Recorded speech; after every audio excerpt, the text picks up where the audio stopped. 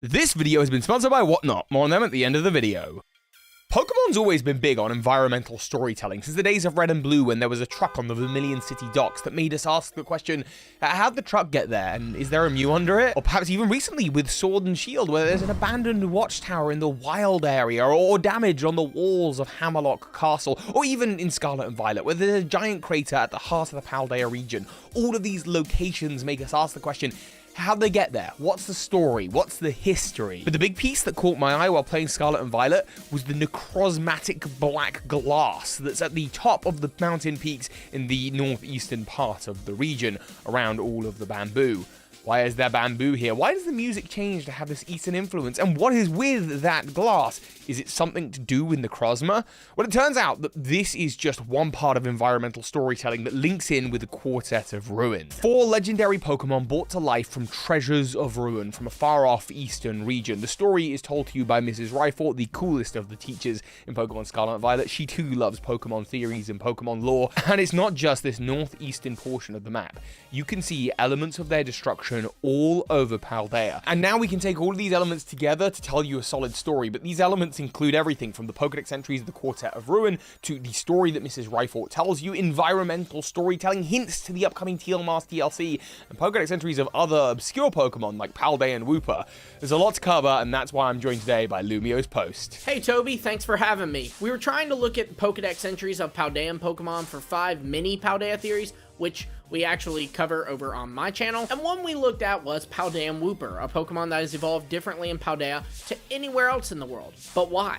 Water is abundant around Paldea, so why would Wooper need to evolve to be on the ground? It's said in original Wooper's entries that when it comes on land, it has to protect itself with a poisonous film so it doesn't dehydrate. And it seems that if it doesn't get back in the water quick enough, Paldean Wooper is the result. But that means Paldea has experienced some kind of drought at some time or another, causing Wooper to evolve this way and gain that poison typing. What happened here? Did Groudon show up? Oh no, no Groudon. This is the doing of the legendary Quartet of Ruin. Chien Pow, Wo Chien, Ting Lu, and Chi Yu. Yes! Sorry, you have no idea how many times I tried to say that in recording. It was just a lot, and I am dyslexic, and it's just a lot of words. I don't know what this is. Big win, honestly, more than the theory, that's what deserves your like. Anyway, these are the Quartet of Ruin brought to life from the Treasures of Ruin, bought by a merchant from the east during the time of the Paldean Empire. The Paldean Empire was 2,000 to 800 years ago, so it lasted for 1,200 years total. And smack bang in the middle, 1,500 years ago, is when I believe this happened based on the Pokedex entries of Gimmighoul. Gimmighoul is a Pokemon that is always searching coin and was said to be brought to life 1,500 years ago. What does Gimmighoul have to do with any of this? Well, according to Mrs. Rifle, so the story goes, the merchant who bought these treasures from the east was ultimately showered with coins by a king who loved treasures. So he bought these off them and showered them with coins, and this connection to coins and 1,500 years ago being in the middle of the Paldean Empire makes sense to me. It also, because the ruins were ultimately stopped and sealed, means that it wasn't the end of the Paldean Empire. It just probably brought an end to that king's reign, destroying his many houses and castles and fortresses and watchtowers across the region, and sure enough, you can see them all over Paldea. Gimmighoul tend to live there, so I suspect Gimmighoul is connected to this, and this is going to become important later. The merchant who bought these cursed items was ultimately cursed themselves and became the ghost Pokemon Gimmighoul. Anyway, the treasure-loving king buys these treasures, the beads, the sword, the tablets with incredible writings on them, and the vessel. And then from them emerge these cursed dark-type Pokemon that bring ruin to the region.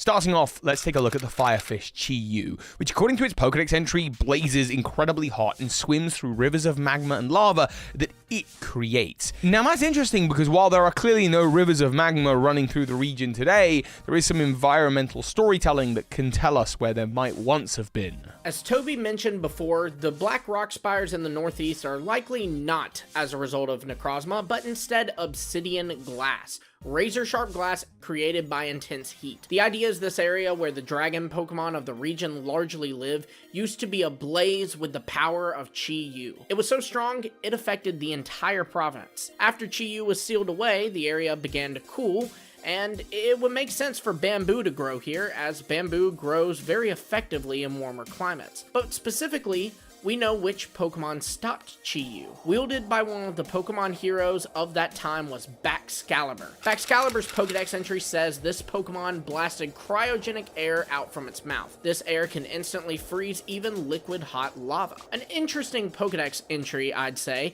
given that there are no rivers of lava for it to freeze anymore. This is the story of the Northeast. So what about the other 3 ruinous Pokemon, and what the heck does Wooper have to do with anything? Well, I suspect the land where you find the giant Titan Clorf in the southeast of Paldea to have been largely affected by Ting Lu.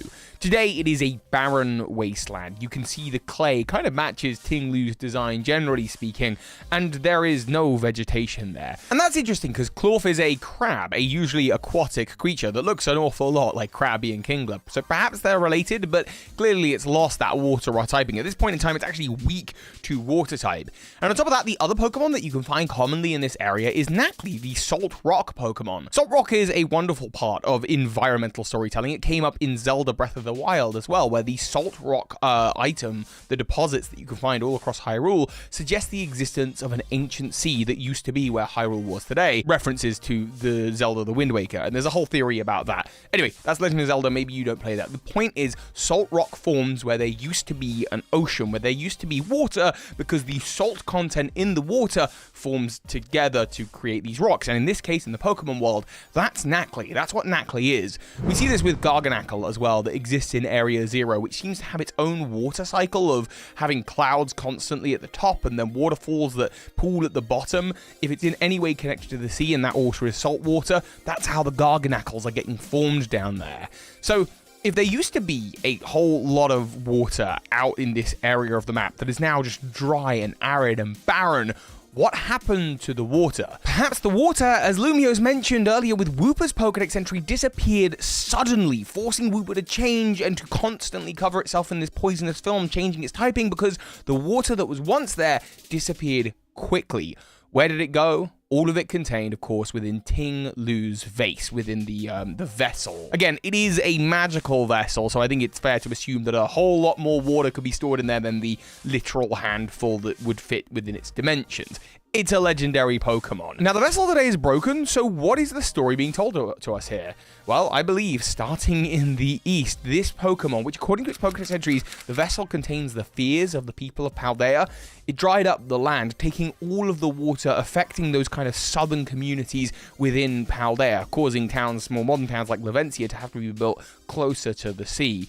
It took all of the water from that area, making it completely barren and devoid of life, changing the ecosystem for Clorf and Wooper, and bringing about the existence of Nacli, and it continued to march northwest, and it got as far away as it possibly could before ultimately it was stopped. The vessel was cracked and the water was released, creating the Casseroya Lake, and there Ting Lu was sealed away. Then there's Chien Pow and Wo Chien. Wo Chien is likely the slowest moving ruin and would likely have been left until last.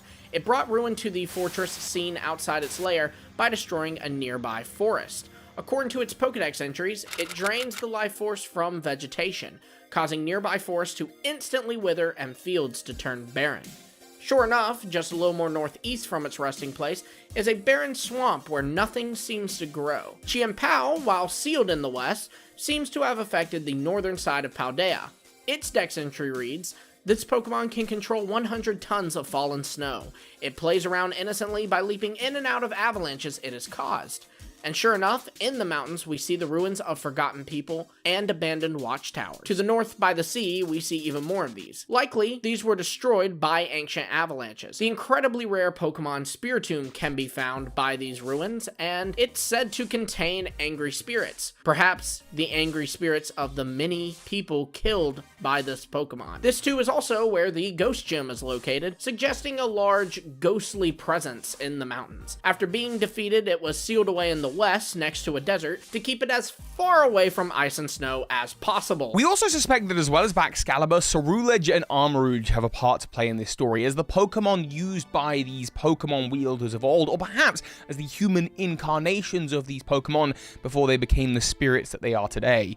Whoever Cerulege was, or whichever user was using Cerulege, failed in their journey, as Cerulege is known for being a Pokemon spirit that didn't achieve its goals. However, you could imagine the cracking of Ting Ting Lu's vase, or perhaps even the snapping of Chien Pow's sword if it wasn't always in 2 parts, to be the result of the blade of a Cerulege. Armarouge, however, is a different story. Armarouge is a venerated hero of old. That golden armor seemed to have worked for the hero of that time. And this is reflected in actually the modern day Paldean currency, because, and this is where Gimmighoul comes back into it, those Gimmighoul coins on them have what looks to be the face of a Bronzor. And Bronzor has relevance to this story as well, because the ceramic of a Bronzor is what you use to create Armarouge's armor. For Cerulege, it's Sinisty pottery, but here it's the ceramic of a Bronzor, or the iron of a Bronzor, that helps make this armor. And maybe this armor was more successful in combating these Pokemon because it is an armor that comes from the east, with Bronzor being from Mount Coronet in Old Hisui.